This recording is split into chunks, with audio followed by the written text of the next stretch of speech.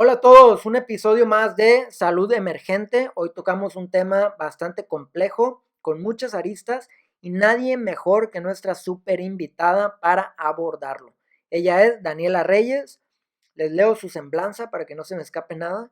Es periodista independiente y columnista en El Organismo y Diario Humano, miembro del Colegio de Licenciados en Ciencias de la Comunicación de Baja California Sur, colaboradora en el proyecto independiente La Fragata, haciendo análisis de noticias y moderando mesas de debate, y es activista por los derechos humanos de las mujeres en La Chisma, un podcast feminista hecho en Baja California Sur, en la colectiva Las Calafias y como enlace de Fondo María en la entidad. Y antes de que usted piense el feminismo, ¿qué tiene que ver con la salud? Déjenme compartirles que mi concepto de salud emergente implica un punto de vista holístico y eso abarca tanto lo social como lo económico y mucho más la lucha feminista en un país tan violento hacia las mujeres como es México. Y bueno, la duda, la razón por la que estamos hablando de este tema, claro, es el 8M, pero también es abordar qué pasa cuando estos dos mundos chocan, cuando la pandemia causada por el COVID-19 se estampa contra la desigualdad y la violencia que el patriarcado ejerce contra la mujer en México. Y para resolver esta duda, nadie mejor que Daniela Reyes. Y como comparto más adelante, bueno, ella es mi pareja, es mi novia, vivimos juntos, pero tuvimos el acuerdo de que la charla fuera lo más formal posible. A ver qué tal quedó, ustedes me dicen y los dejo con el episodio.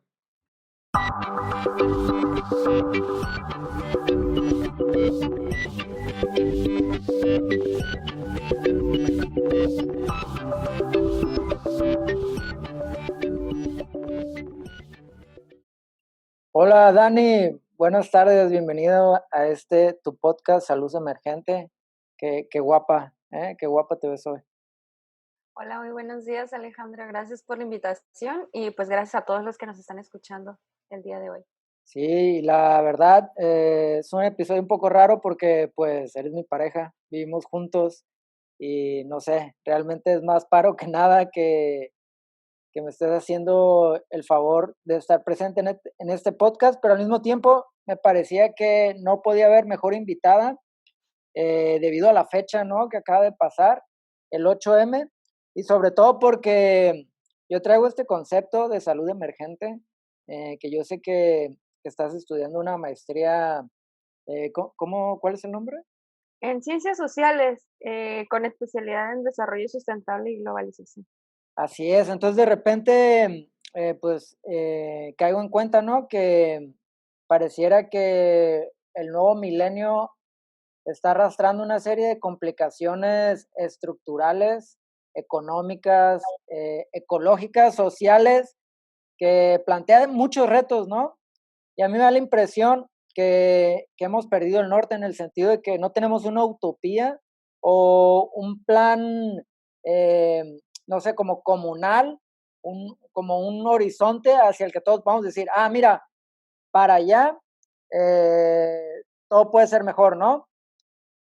Y todo eso lo traigo a colación porque el concepto precisamente de salud emergente es que a mí me da la impresión de que una brújula que pienso yo que podría ayudar muchísimo es siempre preguntarnos si lo que hacemos, tanto en lo colectivo como en lo particular, nos hace más saludables o no. ¿Sí me explico? Y yo siento que en ese sentido, la lucha feminista aporta extraordinariamente mucho, porque precisamente aboga por un entorno social mucho más saludable que el que estamos viviendo actualmente. Y por eso el honor y el gusto de tenerte aquí, pues para que platiquemos sobre pues, ¿qué está pasando con el feminismo en el contexto de la pandemia? Porque sin duda ha planteado muchísimos nuevos retos. Sí, pues como dices, el feminismo en realidad, pues por una parte es una teoría y por otra parte también es una práctica, o sea, es un movimiento social, ¿no? Son 2 frentes, digamos, que tiene el feminismo, y pues en los 2 frentes aboga por la justicia social, ¿no? Por lo tanto, mientras, vivamos, o nos acerquemos más hacia una justicia social para todas, para todos y para todes, pues obviamente eso se va a reflejar en una mayor calidad de vida para todos, todas y todes, ¿no? O sea, mientras más justas sean nuestras sociedades y más democráticas, pues mayor va a ser la sensación pues de satisfacción y la calidad de vida de los integrantes de esta sociedad, ¿no? Entonces hacia allá vamos, ¿no? O hacia allá es la idea de caminar dentro del feminismo. Y pues como mencionas, o sea, no solamente el feminismo ha enfrentado diferentes retos ahora con la pandemia, ¿no? A la hora de organizarse y de responder a los nuevos desafíos que plantea la pandemia, sino que en general, o sea, las mujeres, el contexto de la pandemia, pues ha significado retos como el que el personal de salud que atiende a la primera línea del COVID, pues mayoritariamente son mujeres, porque las mujeres regularmente se nos relega al área de cuidados, ¿no? Que por lo tanto terminan siendo, pues, esta área como la de enfermería, ¿no? Y también la situación de la violencia, ¿no? La situación de que ahora todos estamos más tiempo en casa con los agresores, ¿no? Muchas mujeres viven con sus agresores. Vemos que los casos de abuso sexual, al menos en Baja California Sur, se dan en los hogares, ¿no? Hacia menores de edad. Y pues obviamente no solo hacia menores de edad, y también cómo se han incrementado las jornadas laborales no remuneradas, que por lo regular tienen que ver con trabajo doméstico y trabajo de cuidados, ¿no? Ahora que los niños están tomando clases en casa y también que todas las personas están en casa trabajando, los integrantes están en casa y necesitan ser atendidos, pues la comida y todo para que ellos puedan dedicarse a estar trabajando, pues implica que otra persona haga todas las labores domésticas en su lugar, ¿no?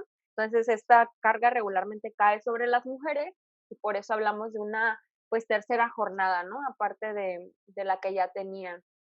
Y pues en general, son los tres, digamos, puntos en los que se ha notado como los tres desafíos más relevantes en cuanto a la llegada de la pandemia para las mujeres y no solo hacia el feminismo, ¿no? Porque el feminismo nos involucra pues a todos, no solamente a las mujeres.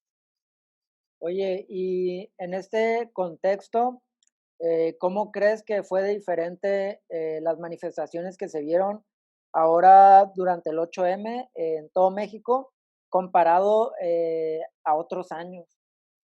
Pues que ha estado bien complicado porque, ¿sabes? Se juntó también con las elecciones, ¿no? Y eso, por ejemplo, en contextos nacionales ha implicado movimientos bien fuertes que se han mezclado con, pues, esta situación de las elecciones, como en el caso de Salgado Macedonio, ¿no? Que ha implicado, o bueno, también anteriormente casos de feminicidio que ha sacado a las mujeres a las calles, ¿no? Cuando pensábamos que ya no íbamos a salir a las calles y que todo se iba a hacer de manera virtual, las mujeres han tenido la necesidad de salir a protestar. Como en el caso de Cancún, Quintana Roo, cuando hubo también un caso emblemático de feminicidios allá y se empezó a destacar, pues a ventilar, ¿no? Que Quintana Roo no es el paraíso que regularmente nos venden, y las mujeres salieron a protestar y llegaron a una cabecera municipal, no recuerdo exactamente el nombre de qué municipio era, pero que se desplegaron elementos policíacos, me parece, o no recuerdo si eran del ejército, pero me No, parece que eran policíacos. eran policías. Y pues replegaron trataron de dispersar la manifestación usando las armas, ¿no? Y tenemos el caso, creo, me parece que hubo dos mujeres lesionadas en aquella ocasión. Y bueno, ese es el primer antecedente que yo tengo, seguramente hay más. Y hay otro más que pues es el de Salgado Macedonio, ¿no? La toma también de la CNDH, las mujeres salieron a la calle y pues ya era inevitable el hecho de que el 8M, las mujeres también iban a querer salir a la calle, ¿no? Por toda esta situación de violencia que se ha exacerbado durante la pandemia y todas estas cuestiones de injusticia y de impunidad, ¿no? Que se están viviendo y pues ya se veía venir y obviamente este movimiento, en esta ocasión, las mujeres, el movimiento de mujeres es muy responsable y muy consciente y no querían salir a la calle, de verdad, si no fuera porque ya se agotaron todas las otras vías posibles, que es pedir una, ay, no me acuerdo cómo se le llaman a estas, bueno, pero que solicitas como una reunión con el gobernador y solicitas una audiencia pública Una con el audiencia. procurador y solicitas tal y tal, vas y pones tu denuncia, o sea, ya se agotaron todas esas vías, digamos, formales y las mujeres ya están cansadas porque no avanzan las carpetas de investigación y se resuelven sus casos, entonces la mayoría de las personas que pugnaron por salir a las calles en esta ocasión, pues fueron personas víctimas de familiares de, eran familiares de víctimas de feminicidios y víctimas como tal, víctimas de violación, víctimas de abuso sexual, víctimas de acoso, víctimas de violencia familiar, quienes para ellos no es suficiente estar posteando en las redes sociales, sino que necesitan salir a las calles, ¿no? Necesitan salir, sentirse acompañadas por el movimiento, sentirse respaldadas e incluso necesitan gritar el nombre de sus familiares, ¿no? Y ese es un proceso para ellos de sanación también, ¿no? El sentirse respaldadas, eso les da a ellas y a ellos paz, ¿no? Y un poco de seguridad, les da esperanza, ¿no?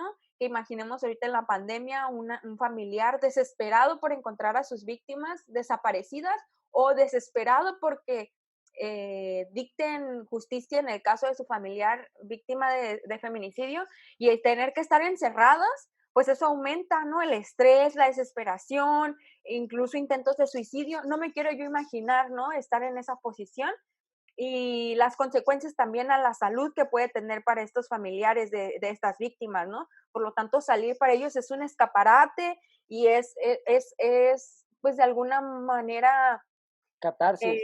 pues sí, catarsis y sobrellevar también a través de esto, pues este duelo y esta lucha diaria, ¿no? Y constante, o sea, todo el día y todos los días están luchando contra esta injusticia. Sí, y a mí me impresiona un poco cómo se pierde la perspectiva, ¿no? Lo fácil que es criticar este movimiento o decir, ay, no rayen, no quemen, pero así como, a mí me gustaría que así con la seriedad con que se ha dado seguimiento a las cifras de la pandemia, ¿no? Que incluso se empezó a hacer estas ruedas de prensa diarias en las que van diciendo cuántos casos van y ahora cuántas vacunas se han puesto. O sea, si tomáramos con esa seriedad lo que está pasando con los feminicidios, creo que quizás sería más comprensible todo este enojo y esta frustración, ¿no? Porque hay una cifra del INEGI, ahorita estaba buscando, que son 10 feminicidios al día, ¿no? Entonces, es realmente impresionante, o sea, en un sentido, sí, o sea, que cuesta trabajo no agüitarte el pensar que son 10 mujeres asesinadas por el simple hecho de ser mujeres, o sea, y creo que cuando tienes eso en perspectiva, pues se vuelve como más, aún más comprensible la ira cuando se tienen estas actitudes, ¿no? Por ejemplo, las de AMLO, que quiere sermonear sobre qué significa ser feminista, ¿no? O cuando dice que pone un cerco alrededor del palacio porque quieren aprovechar políticamente del movimiento, ¿no? Y aún más cuando ves que respalda la candidatura en Guerrero, pues de un hombre pues, que tiene serias acusaciones en sentido de abuso, ¿no? De abuso y de violación, y que le están pidiendo, ¿no? Que no respalde ese tipo de actitudes y él se mantiene, pues no sé, o sea, criticando a la fácil. Pues yo pienso ahí que hay como una completa, o sea, casi que la clase política o México como institución vive en una realidad paralela, ¿no? Donde preferirían pasar de largo y no atender, mientras que se agrava cada vez más. Y eso, yo siento, ¿no? Al menos es lo que lleva al enojo y a la justificación de estas manifestaciones que son pues cada vez eh, pues más llamativas, ¿no? Más estrepitosas, por así decirla, pero que yo digo, o sea, está completamente justificado. ¿Tú qué piensas de eso?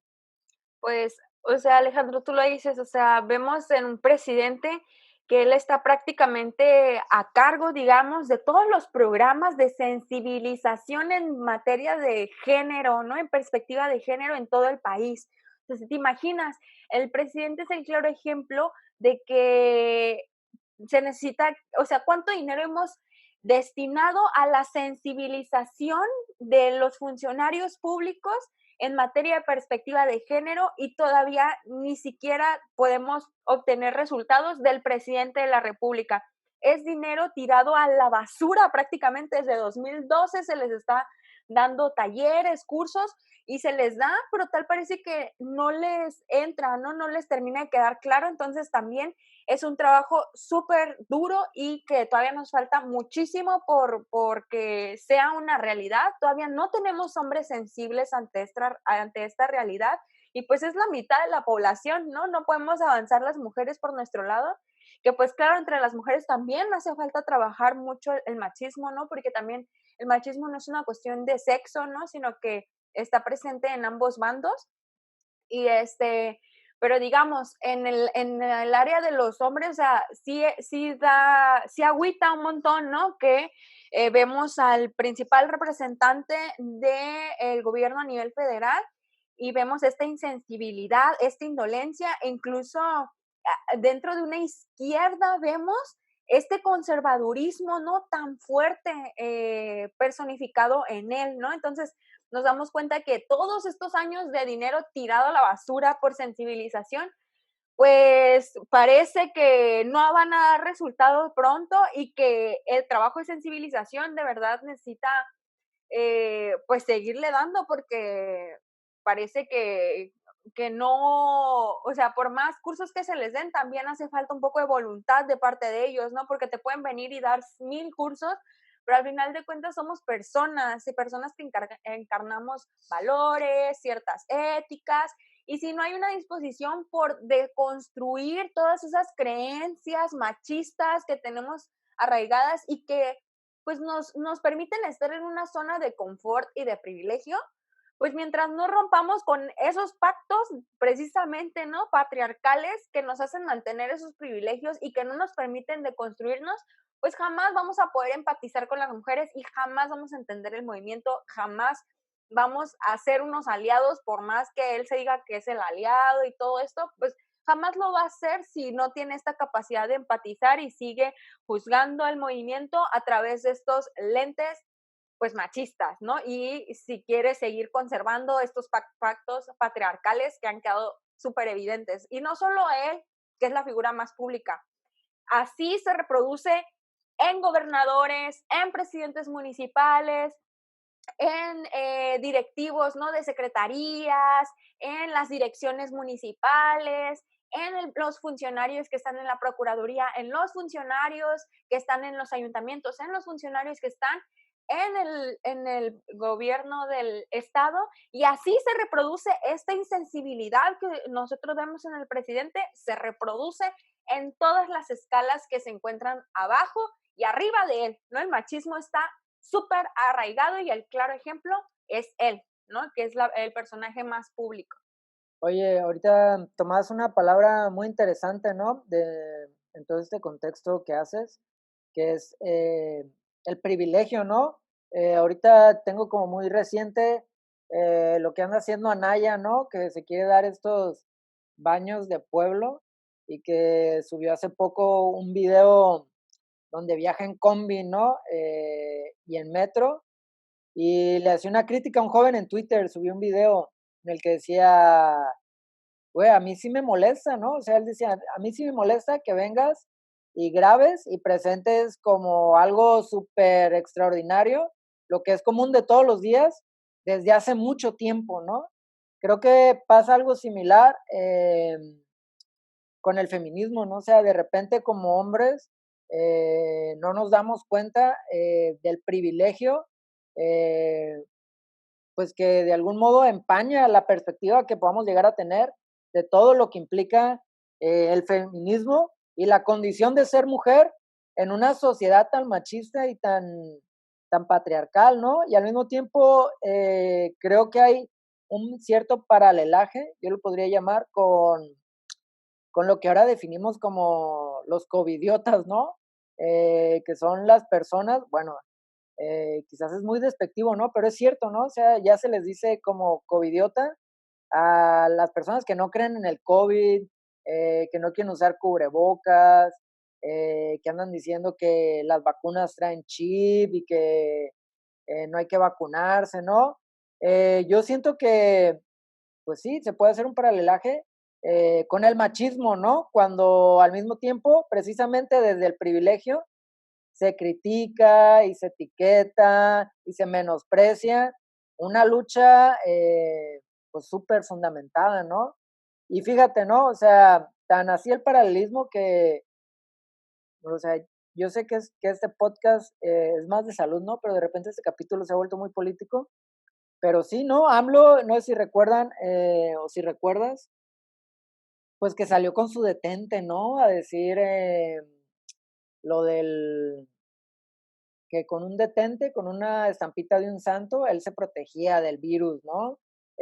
También su negativa reiterada a no usar cubrebocas, las muchas veces en que ha salido a, o sea, decir que esta crisis del COVID es algo menor y que se va a pasar fácilmente, cuando pues no, las cifras son cada vez peor y más alarmantes y las consecuencias que se van a tener a largo plazo de precisamente este mal manejo de la pandemia, pues van a ser muy graves, ¿no? Entonces, en ese sentido, eh, si marcamos una similitud entre un covidiota y un machista, ¿cómo podríamos o cómo pondrías tú, cómo le explicarías, ¿no? A alguien machista de qué va esto del feminismo? Uy, pues como dices, a veces desestimamos el coronavirus como desestimamos la violencia de género, ¿no? Hacia las mujeres, que no solo las mujeres lo viven, también lo viven las personas de la diversidad, ¿no? También por salirse de este canon, ¿no? No olvidemos que pues vivimos en una sociedad en el que el canon ha sido lo masculino todo el tiempo, ¿no? Y los ambientes públicos han sido predominantemente masculinos también, todo lo que tenía que ver con lo público, ¿no? Y las mujeres, de acuerdo con la teoría marxista de la división sexual del trabajo, que trabajó después Gail Rubin, pues las mujeres estaban destinadas al ámbito doméstico, ¿no? Por lo tanto, a los cuidados, a la educación y todo esto, y por eso las mujeres cuando se incorporan al mundo laboral se incorporan en áreas como maestra, enfermera, que tienen que ver con trabajos de cuidados, ¿no? Y mientras que los hombres trabajan en el campo, en los medios y todo esto, ¿no? Que son lugares que permanecieron por mucho tiempo restringidos para las mujeres. Y eso no hay, o sea, no hay cómo debatirlo. O sea, si tú revisas ahorita los principales líderes a nivel mundial de en diferentes ramas, como en la rama financiera, empresarial, en la electricidad, áreas, ramas de ese tipo, ¿no? Que tienen que ver con ingeniería y todo esto, siguen predominantemente hombres dirigiendo esas áreas, ¿no? Y las mujeres todavía tienen espacios muy restringidos como la sociedad, cultura, las ciencias naturales y todas estas ramas, ¿no? Eso es evidente que continúa una división sexual del trabajo por más que se intente negar y debatir eso. La brecha salarial existe y es un hecho, ¿no? También actualmente. Bueno, y esos son algunos ejemplos, pues, pero así nos podríamos seguir, ¿no? Y también la situación de la violencia hacia las mujeres también es muy evidente, incluso en Baja California Sur, y que el mayor número de los agresores son hombres también es muy evidente en Baja California Sur. Entonces, ahí hay una situación de violencia, tanto doméstica, laboral y social, ¿no? Porque el acoso callejero es andar en la calle, ¿no? Y que te agredan andando en la calle, haciendo ejercicio y esto, ¿no? Hay una situación de manera que afecta de manera diferenciada a hombres y a mujeres. Y yo no digo que no afecte a los hombres, pero nos afecta de manera distinta, ¿no? Y a las mujeres, lamentablemente, si nos damos cuenta en la tipificación del delito de feminicidio, pues a las mujeres se les tipifica como feminicidio cuando abusan sexualmente de ellas, cuando las torturan antes, cuando las dejan sus cuerpos exhibidos en espacios públicos, cuando fueron incomunicadas tiempo antes de su asesinato, ¿no? Cualquier tipo de mutilación que haya tenido antes, ¿no? O sea, son como muy característicos y que tienen que ver regularmente por el ser mujeres, o sea, porque a los hombres es muy raro que, por ejemplo, que presenten signos de violencia sexual o que sí exhiban o dejen sus cuerpos en público, pero que además esto se vea, que esto lo haya realizado una persona con la que tenía un vínculo, a lo mejor familiar, a lo mejor amoroso, ¿no? Una expareja, que la verdad, la mayoría de los casos que se dan en Baja California Sur de feminicidios son por exparejas, ¿no? Entonces, es un caso súper grave. Yo, de verdad, a mí me puede mucho ese tema, porque también hay muchos casos de violencia, o sea, nada más hablamos de violencia que se registra, o sea, que hay denuncias, pero hay muchas otras que no se denuncian y también hay muchas otras que la Procuraduría no da cuenta de ellas a pesar de que las mujeres denuncian. Entonces, yo tengo cifras, por ejemplo, de que hay 4,397 llamadas de emergencia por violencia familiar durante 2020, ¿no? Y sabemos que las principales víctimas de violencia familiar pues son las mujeres, ¿no? También tenemos 1,990 casos de violencia de pareja, 15 violaciones.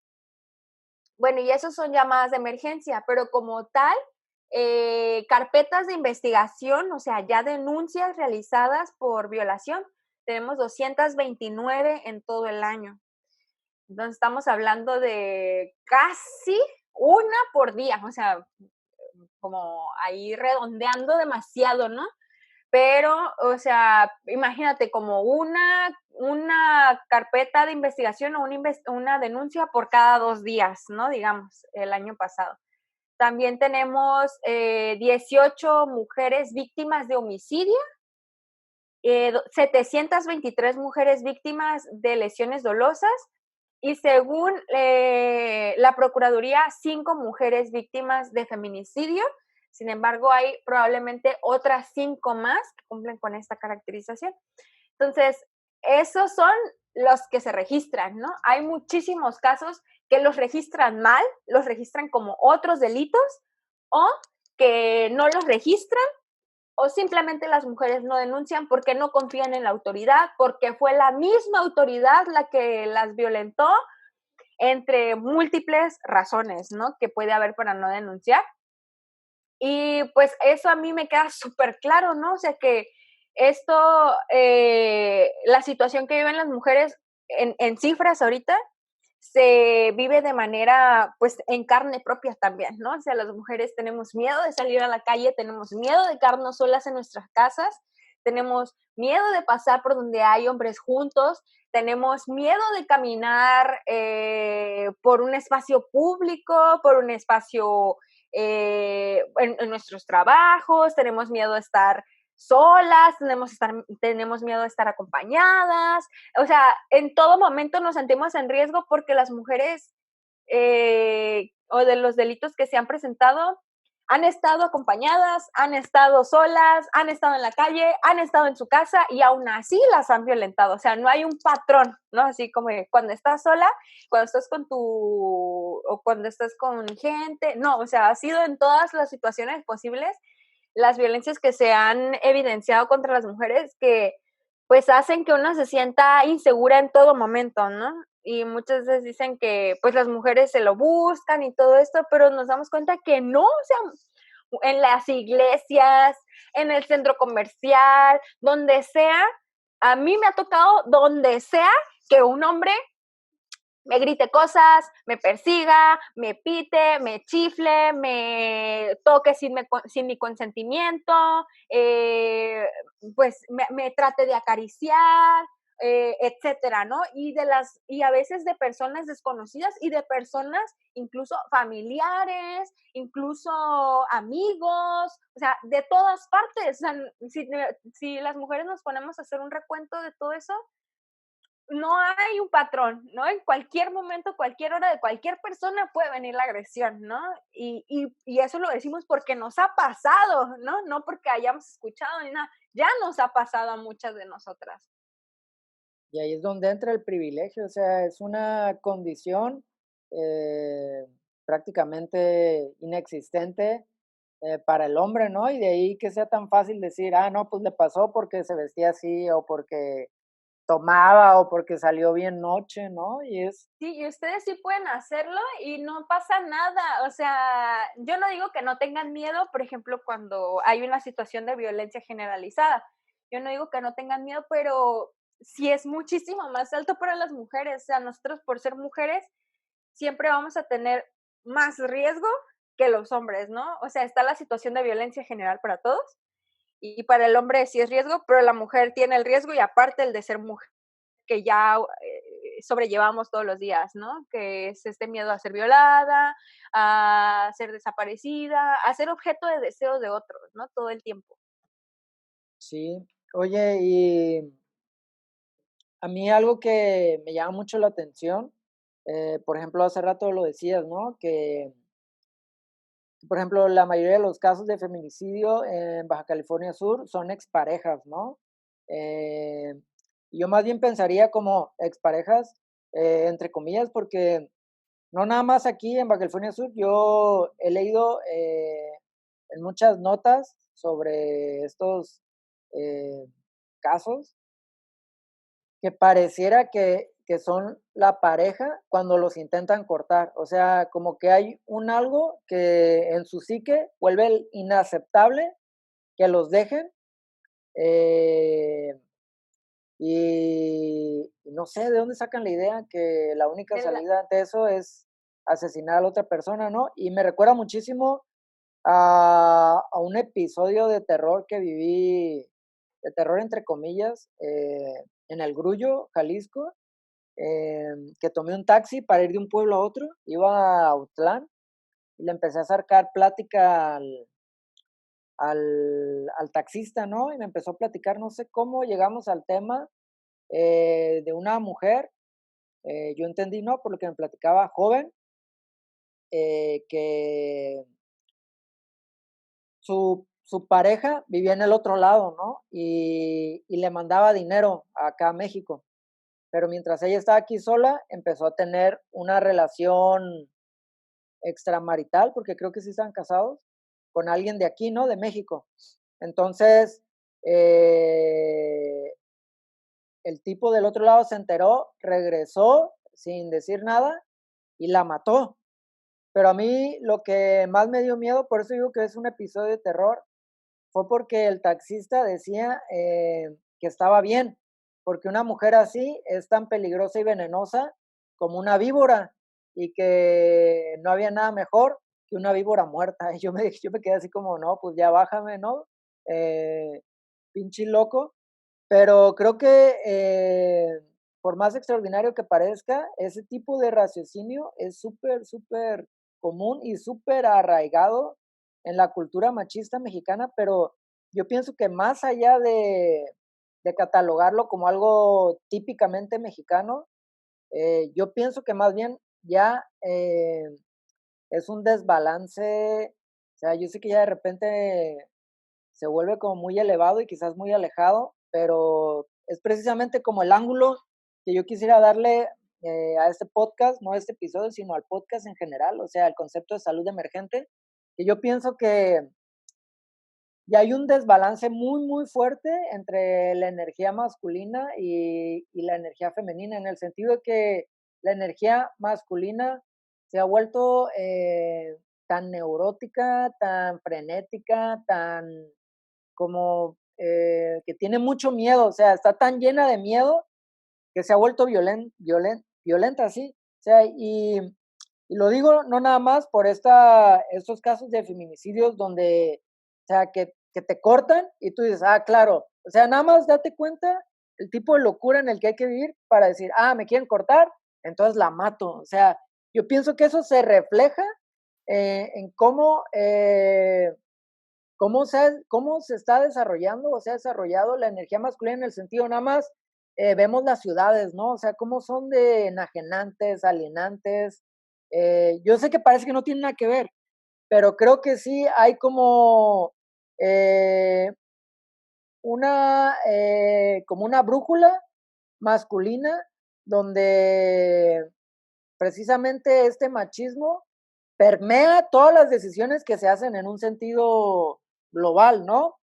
Y creo que es lo que ha llevado a que tengamos estas ciudades tan feas, a que estemos contaminando a punto de acabarnos el planeta, a que de repente la economía caiga en estos ciclos donde nada más se crea más desigualdad económica, ¿no? Porque se está como buscando la ganancia inmediata, ¿no? Y pareciera ser que estoy fuera del tema, pero por ejemplo, veía en un documental que precisamente en la crisis del 2008, ¿no? Por poner un ejemplo, en la crisis del 2008, los bancos que fueron menos afectados fueron precisamente los que estaban siendo dirigidos por mujeres. ¿Por qué?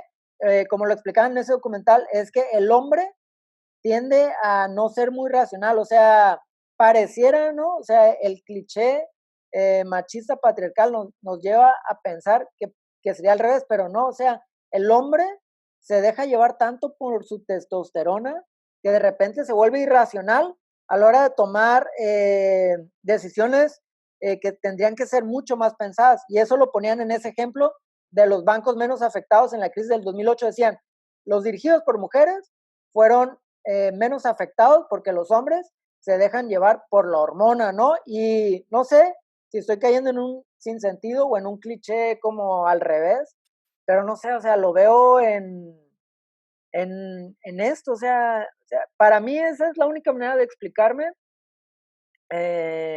cómo puedes llegar a la conclusión, ah, me están cortando, entonces la mato, o sea, no me cuesta mucho trabajo encontrarle alguna otra explicación que esa energía masculina permeándolo todo y enajenada, asustada y hiperviolenta, ¿no? Entonces, todo este super choro sería un poco como para preguntarte eh, qué hacer, ¿no?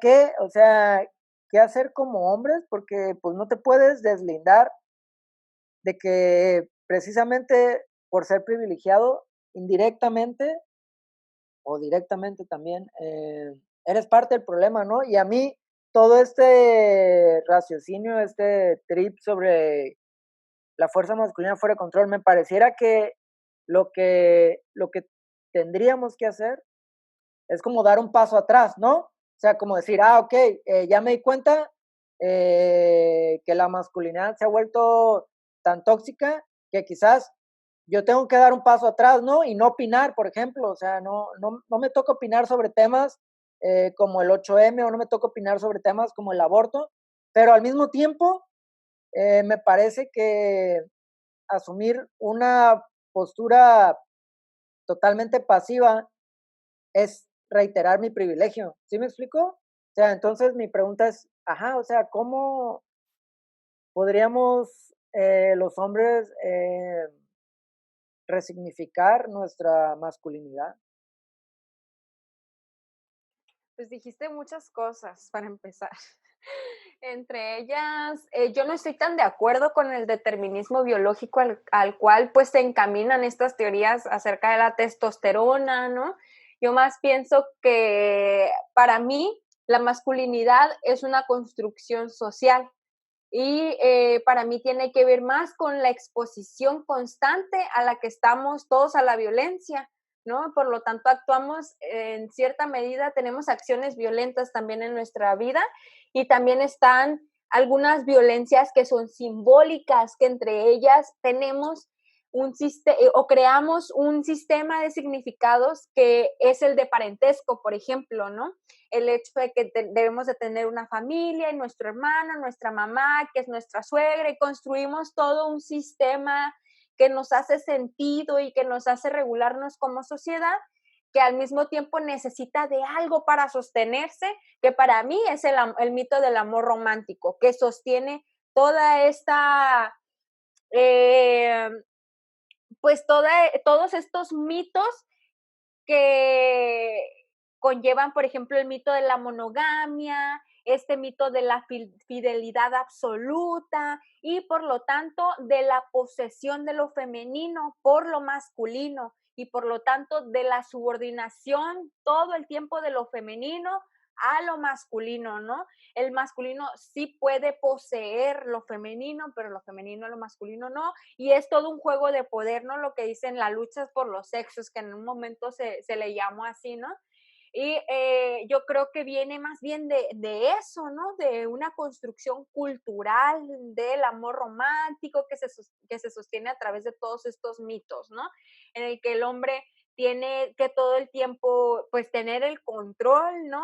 Y debe de tener la fidelidad y de su pareja, ¿no? Y que no concibe la idea, ¿no? De que la pareja pueda tener otras parejas y son cajas en las que nos vamos metiendo, ¿no? Que nos encierran y que nos frustran también. Es en parte también frustración, ¿no? Que vamos a como acumulando todo el tiempo y que de ninguna manera pues justifican las acciones violentas y tan extremas, ¿no? Como en el caso de los feminicidios.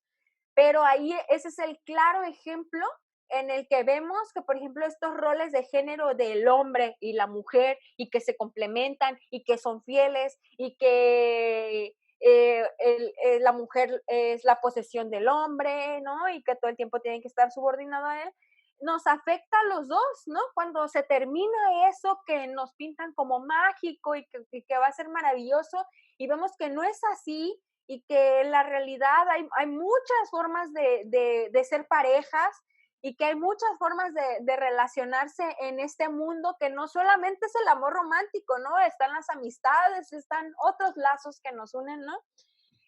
Pues también nos damos cuenta que nos afecta a los dos, ¿no? Tanto el hombre que sufre cuando se acaba esta idea del amor romántico y con todos los significados que tiene para él, tanto para las mujeres, ¿no? Con todos los significados que tiene para las mujeres. Sin embargo, en este sentido, yo no niego que el hombre sufra por eso, pero en este caso las mujeres nos están matando, ¿no? Por eso, pues es la gran diferencia.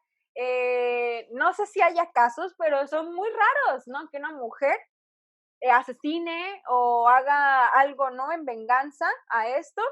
Claro que sí los ha de ver, pero el feminicidio es el más evidente, ¿no? El que más vemos y el más atroz, ¿no? Porque va acompañado de una serie de delitos, ¿no? Va acompañado de violación, va acompañado de abuso, de humillación, de acoso, de amenazas y de una serie de cosas detrás, ¿no?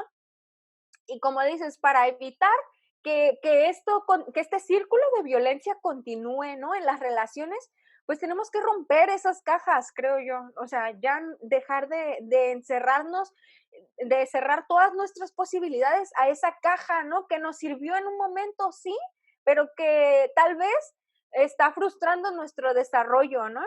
Y el reconocimiento del privilegio, pues, como dices, es algo súper fundamental. Trabajar en la masculinidad que no es algo bonito ni sí satisfactorio, pero no es algo bonito, es un proceso doloroso por el cual hemos cruzado las mujeres en el que hemos tenido que terminar con relaciones no solo amorosas, de amistades, familiares, que contribuyen a ese círculo de violencia. Tan solo piensa en los pactos patriarcales, ¿no? Que tienes con tus amigos que son a veces como muy machistas, ¿no? Y que pues para encajar con ellos tienes que seguir la cura, ¿no? Patriarcal y que ahí sigues reproduciendo un círculo, entonces es como el virus, se rompe la cadena, ¿no? Y tú te sales de esa cadena y dejas que cada vez sean menos los que participan de esa cadena, ¿no? Entonces tú te sales de ahí Y sí, vas a recibir burla, vas a recibir crítica, ¿no? Como el clásico mandilón y todos estos dichos que ya existen, ¿no? Cuando eres una persona que respeta a las mujeres, que respeta su relación de pareja y aún así, ¿no? Es mal visto y es motivo de burla y de humillación entre los círculos de hombres, ¿no? Pero eso, digamos, es un precio, pero muy bajito y que podemos verlo, ¿no? Pero hay precios más grandes, ¿no? Como tener que cortar a lo mejor con tu relación con tu papá o tener que dejar, no sé, son decisiones personales, dejar de sexualizar a las mujeres en la calle, ¿no? Dejar de gritarle a la gente, a las mujeres en la calle, dejar de acosarla. Si abusaste de alguien, pues emprender ese proceso de sanación y de perdón, no sé, o sea, conlleva mucha seriedad y mucho dolor también este proceso, porque prácticamente es cuestionar los valores y las enseñanzas, ¿no? Que te formaron como individuo y deshacerte de ellas y cuestionar los cimientos en los que está sustentada tu vida, ¿no? Entonces, pero bueno, eso yo creo que da para un capítulo más, ¿no? Pero tan solo reconocer que eso nos está haciendo daño tanto a hombres y mujeres y que necesitamos de verdad urgentemente eliminar estas masculinidades tóxicas que rocían ácido, que queman a sus parejas, que acosan, que violentan, que se masturban en público y son cosas horrorosas, Alejandro. O sea, de verdad son cosas horribles, inconcebibles tal vez para algunos hombres, pero hay hombres que sí lo siguen haciendo y que es sumamente tóxico y sumamente dañino para las mujeres, traumático, y es urgente que se eliminen esas conductas, ¿no? Que Sí, respetemos y pues lo que sigue, empezar a construir comunidad, ¿no? Pensar en comunidad, porque eso es parte de la idea, pues, dentro del patriarcado, del individualismo, y para mí la supremacía del hombre y todo el tiempo para mí, este egoísmo que los caracteriza de repente. Y es como, no, empezar a pensar en comunidad, empezar a cambiar toda su visión del mundo, vaya, ¿no? sí, yo veo, un poco retomando alguna de las cosas que mencionas. Por ejemplo, yo veo que pasa mucho ahora con lo del COVID-19, que a la gente le da tanto miedo o tanta ansiedad que se desconecta, que ya no quiere saber nada de lo que se va descubriendo, de lo que va pasando del COVID-19 o de las cifras, porque emocionalmente, pues sí, te satura y en vez de ayudarte se vuelve una limitante, por así decirlo, ¿no? Y creo que pasa un poco con la violencia en México. Creo que todo lo que hemos vivido con lo del narco, pues no sé, o sea, es tanta cosa tan fea que pues te desconectas y ya te aflojera leer las noticias porque realmente da la impresión que no puedes hacer nada y que nada más te agüitas, ¿no? Y creo que en esa desconexión muchas veces se ha pasado por alto toda esta violencia de género que se vive contra las mujeres. Yo recuerdo en especial una nota, creo que es de hace 2 años, y creo que es en el Estado de México, de un señor que su esposa se separó de él y se llevó a sus niñas. Y entonces, la solución que encontró este señor a esa situación, o sea, sí, exactamente como dando un ejemplo de lo que mencionabas, fue llevarle yogur envenenado a sus hijas, ¿no? O sea, intentó asesinar a sus hijas. O sea, es que no hay manera de encontrarle sentido a eso. O sea, no encuentro por qué eso se te plantearía como una solución, ¿no? Y, y sí, o sea, es súper grave, indignante, agüitante, pues toda esta violencia de género que se ejerce contra las mujeres y que, pues sí, no, pareciera que son hombres, no sé, o sea, por ejemplo, cuando es algo del narco, pues dicen, no, fue el crimen organizado y seguro algo que tenía que ver, ¿no? Pero cuando es contra las mujeres, pareciera que estos hombres eh, están actuando por sí mismos, ¿sí me explico? Que no hay como una red, o sea, que no hay un plan de que entre los hombres se ponen de acuerdo para matar, envenenar y dañar mujeres, ¿sí me explico? Pero cuando tú ves que desde las instituciones no se ejerce justicia, no se investiga, no se castiga, ahí sí es donde te preguntas, si realmente se pudiera hablar de que son casos aleatorios o casos particulares, ¿no? Y un poco siguiendo con el tema y al mismo tiempo dando un intento de cierre, también creo que pasa del otro lado de la moneda, que de repente muchas mujeres eh, tienen, pues sí, ¿no? Otra vez ejerciendo mi privilegio, ¿no? Y prejuzgando, pero al menos es la percepción que yo tengo, ¿no? Que muchas mujeres eh, se asustan, o sea, les asusta el feminismo, o sea, les asusta ver estas imágenes de mujeres rayando y quemando, eh, de estas mujeres enojadas, pero al mismo tiempo no se dan cuenta que, o sea, y critican el feminismo sin darse cuenta que muchos de los privilegios de los que ahora gozan, ¿no? O sea, cosas que uno pudiera pensar que no tienen nada que ver, pero por ejemplo, el simple hecho de poder usar pantalón, o sea, antes las mujeres no podían usar pantalón, el simple hecho de poder conseguir un trabajo, el simple hecho de poder ir al banco y abrir una cuenta a tu nombre como mujer, o sea, el simple hecho de poder manejar, de sacar una licencia, de tener una credencial para votar y poder ejercer el voto, o sea, son cosas que no fue así como que los hombres libremente concedieron a las mujeres, sino que las mujeres conquistaron a través del feminismo, ¿no? Y yo pienso que así como muchas se asustan, muchas están despertando, ¿no? Y creo que son más de generaciones más arribas, o sea, no tanto las millennials o las que están más con las redes sociales, sino las que crecieron más en este México que era como más de Televisa y de todavía ir a misa y hacerle caso a lo que decía el padre. Creo que se están dando cuenta y se están dando cuenta de la manera más horrible que es perdiendo hijas, ¿no? Perdiendo nietas. Y creo yo que esa situación se va a agravar todavía más por lo del COVID. Y no nada más porque el COVID esté causando que mujeres se enferman y se mueren, sino porque están mermando la economía y está agravando esa disparidad o esa desigualdad económica que hay entre hombres y mujeres, ¿no? Porque como bien dices, las mujeres eh, en este entorno patriarcal trabajan doble, porque aparte de tener sus trabajos, pues se tienen que hacer cargo de las casas, ¿no? Y en un entorno donde cada vez hay menos trabajo, donde hay menos flujo económico, donde cada vez cuesta más trabajo encontrar un ingreso, eh, pues la situación se va a agravar. Y entonces mi pregunta sería como, ¿cómo crees que ellas se puedan acercar a un movimiento que de repente les parece ajeno, pero que no lo es? Otra vez dijiste muchas cosas.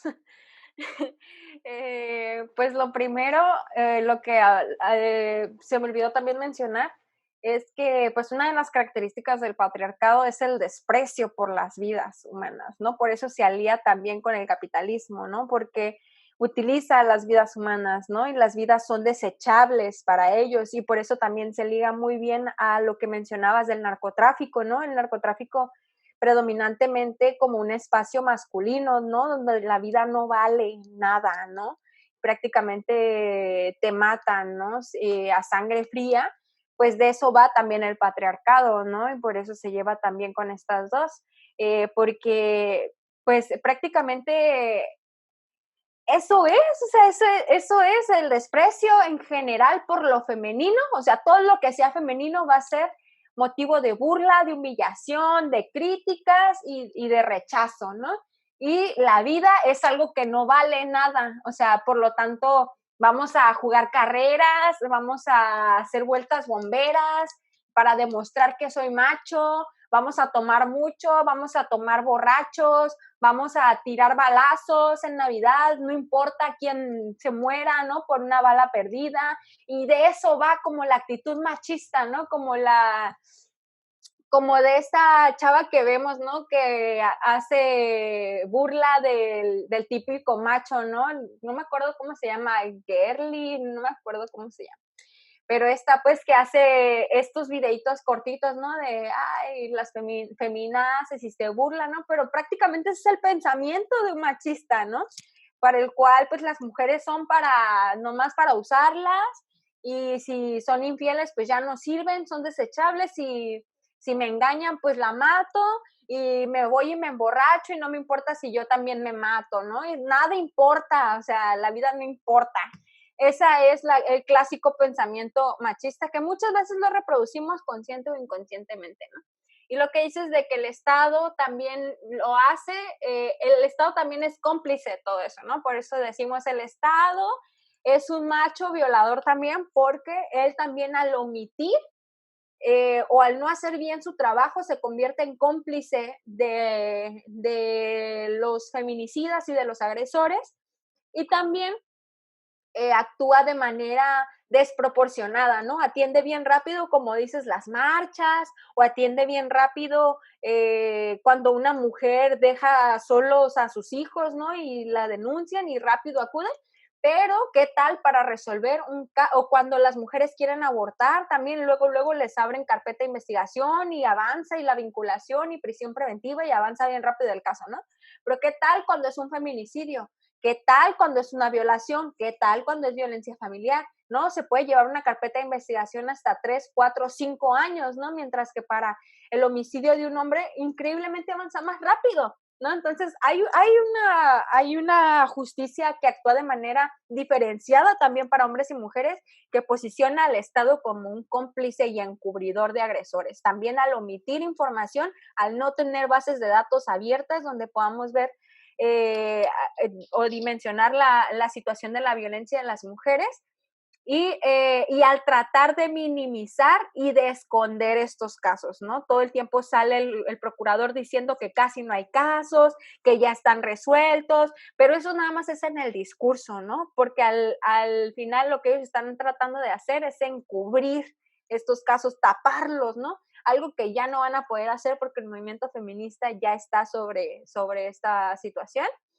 evidenciando, señalando y dando seguimiento a cada uno de los casos para señalar las omisiones del Estado. Y sobre esto que dices del miedo al feminismo, pues sí, entiendo que desde fuera y al no experimentar tal vez la violencia diaria, como vaya, como decimos, desde a veces desde el privilegio, ¿no? No, si andamos en nuestro carro todo el tiempo, si no vamos al súper y alguien más nos hace la compra, pues no vivimos todas estas violencias cotidianas, o las vivimos de manera diferente, y pues eso nos cuesta un poco empatizarlo, ¿no? Y sí, lamentablemente las personas que se acercan al feminismo es porque viven una situación cercana de violencia, ¿no? Una violación a una hermana, un acoso callejero a una vecina, una desaparición forzada de su hija, un feminicidio de su mamá, ¿no? Viven cuestiones cercanas que las hacen pues reconsiderar, ¿no? O hacerse consciente de la violencia y de la exposición a la que estamos todas a la violencia, y eso las hace sensibilizarse y acercarse al movimiento también en búsqueda de justicia y de alguien que las apoye en esa lucha en la que ellas se sienten solas, ¿no? Nadie más las acompaña, y el movimiento es muy empático y las apoya, ¿no? Y yo en ese sentido, pues, la verdad es que es un proceso, yo no puedo forzar a nadie que nos vea o vea el movimiento como vándalas, a que nos vea como defensoras de derechos humanos, que eso es lo que somos. Si no está dispuesto a verlo de esa manera, ¿no? Porque es un proceso personal que yo no puedo forzar, por más cosas bellas que yo les diga aquí, no va a cambiar esa forma de pensar, porque cada quien vivimos un proceso de sensibilización diferente.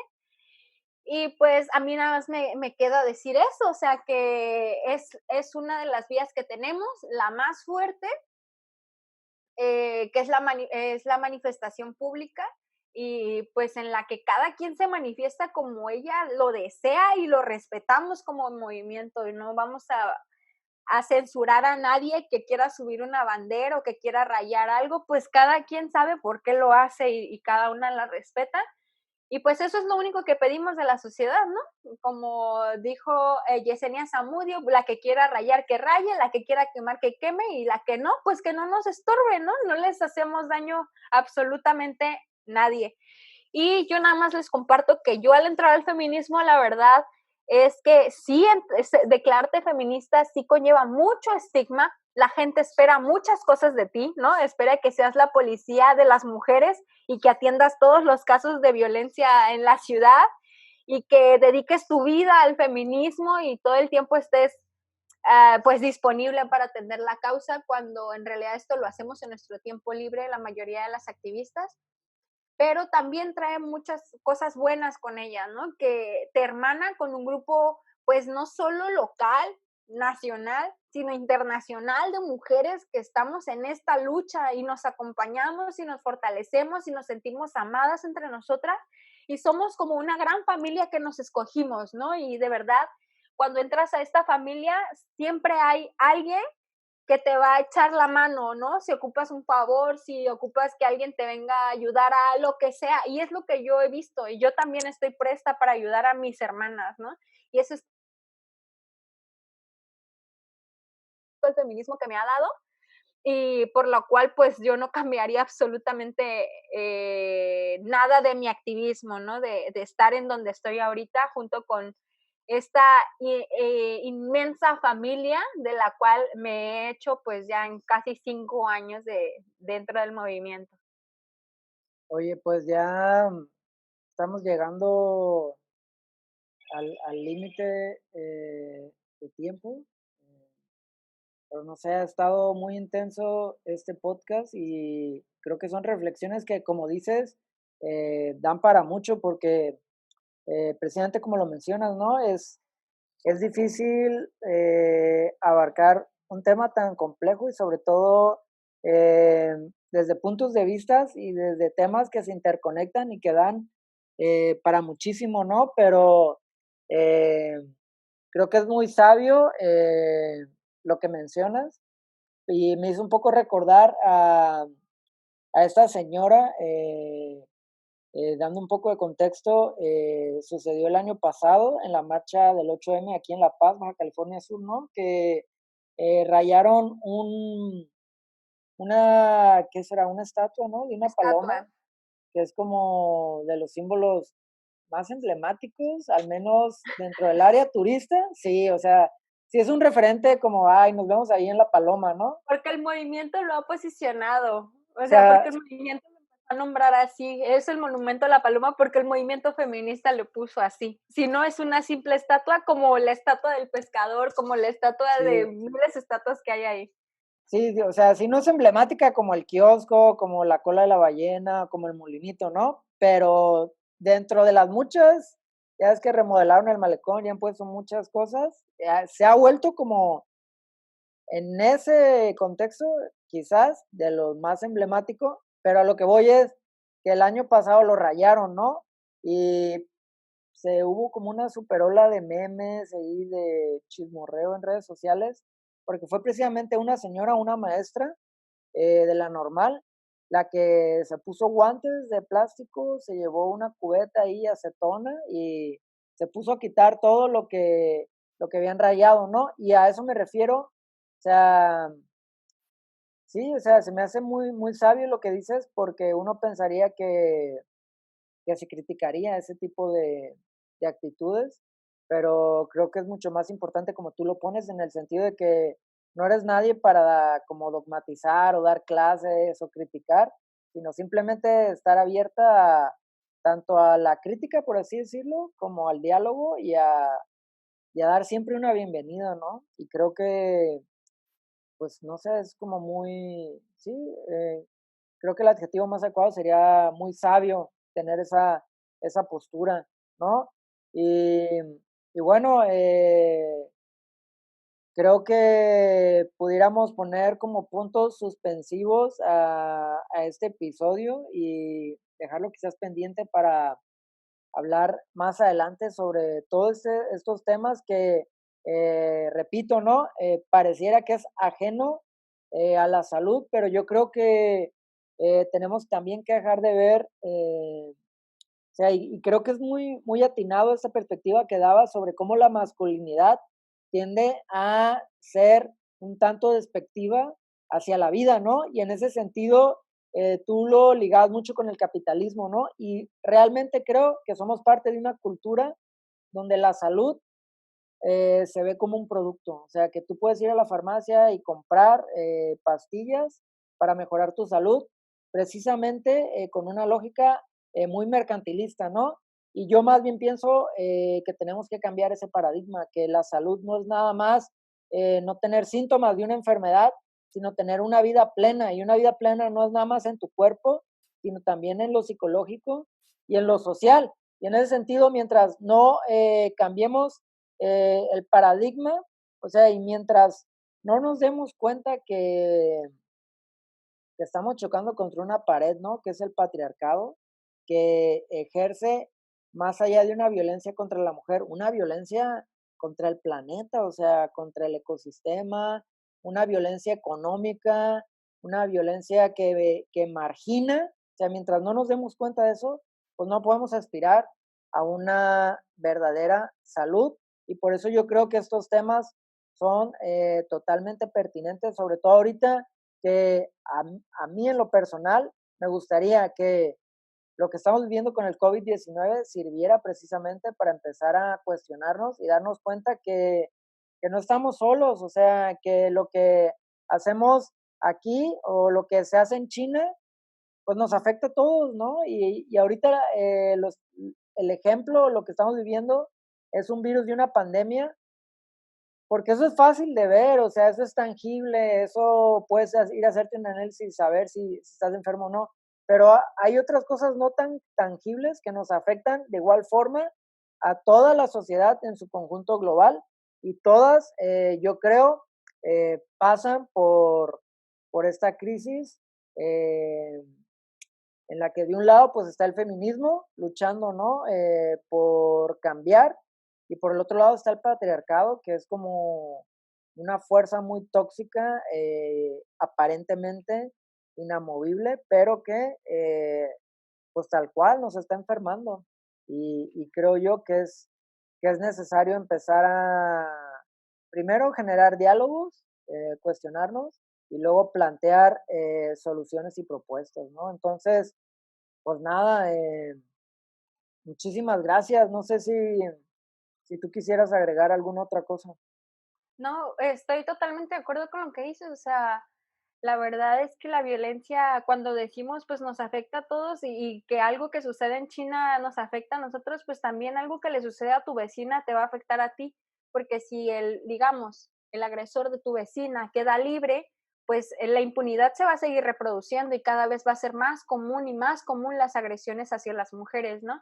Entonces, de alguna forma, pues también nos afecta incluso a los hombres, ¿no? O sea, si sigue habiendo impunidad, pues también va a seguir habiendo más asaltos y más violencia en general, ¿no? Porque esta sí es una violencia hacia las mujeres, pero forman parte de una violencia generalizada que estamos viviendo todos y abona a ella, ¿no? Por lo tanto, todos nos vamos a ver afectados como en una pandemia, todos nos vemos afectados de una forma directa o indirecta, ¿no? Ya sea que de una manera indirecta también podemos vivir esas consecuencias. Y pues sí, es derecho de todos nosotros, es un derecho tener un ambiente o un entorno libre de violencia en el cual nos podamos desarrollar. Y eso es parte de nuestra salud, es parte de un concepto de salud integral, ¿no? Ese es el entorno en el que nos desarrollamos. Y si vivimos en un entorno violento y en constante contacto con la violencia, pues nuestro desarrollo como personas va a estar condicionado por ese contexto de violencia y por lo tanto la va a reproducir en nuestro ámbito profesional, familiar, en nuestras relaciones amorosas. Por lo tanto, tenemos que trabajar en romper los pactos y poder generar un entorno de verdad libre de violencia para todos, todas y todes, ¿no? Para que sean ambientes más igualitarios y más democráticos y pues la construcción de nuevos paradigmas, ¿no? Nuevas formas de ser hombre, nuevas formas de ser mujeres, menos tóxicas, más formas de ser personas menos tóxicas en general, ¿no? Esos nuevos paradigmas de cómo estar en comunidad sin hacernos daño, sin reproducir la violencia, donde todos podamos vivir en un entorno saludable y nos podamos desarrollar de manera saludable también como personas. Y pues nada, muchísimas gracias por el espacio y pues por la invitación y por las personas que nos escucharon. Va, pues yo creo que me quedo como a manera de conclusión con que de repente nos hemos vuelto mucho como los que avientan la basura abajo de la alfombra, como queriendo que no se vea, ¿no? Y esto es la reflexión que me vino un poco con lo que decías. Y esto de la pandemia, pues ya, o sea, es como, güey, tienes que limpiar la casa porque ya no se puede meter más mugre abajo de la alfombra. Y creo que lo mismo está pasando con el feminismo. O sea, lo que están diciendo es ya, güey, o sea, ya basta de querer esconder, hacer como que la casa está limpia, metiendo toda la mugre abajo de la alfombra. Y sí, como dices, te afecta directa o indirectamente, porque así como en la pandemia te puedes enfermar, puede que no te enfermes, pero pues te quedas sin trabajo, ¿no? O se vuelve más complicado tener un ingreso, y lo mismo está pasando con el feminismo, o más bien con la violencia patriarcal y con los feminicidios. Y pues nada, valoro muchísimo todo esto que nos vienes a compartir, todas tus reflexiones. Te agradezco y pues queda abierta la invitación para más adelante continuar con este tema que da para muchísimo. Pues nada, gracias también a quienes nos escuchan. Eh, les, les, les reitero que vamos a estar subiendo un episodio cada semana y nada, les agradezco su atención. Igual a ti, Dani, muchas gracias por estar aquí y nos vemos en el próximo episodio. Hasta luego. Hasta luego.